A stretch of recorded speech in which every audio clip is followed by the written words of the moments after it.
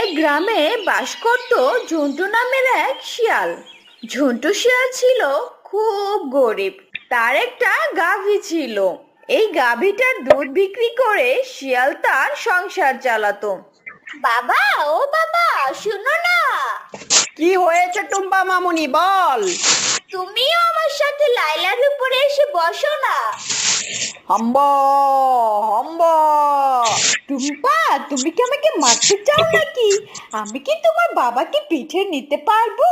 আমি তো এখানেই চিৎপটাং হয়ে যাব। হি হি হি। হাম্বা হাম্বা।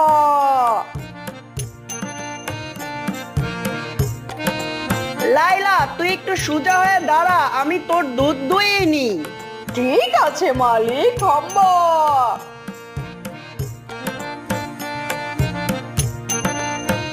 টুম্পা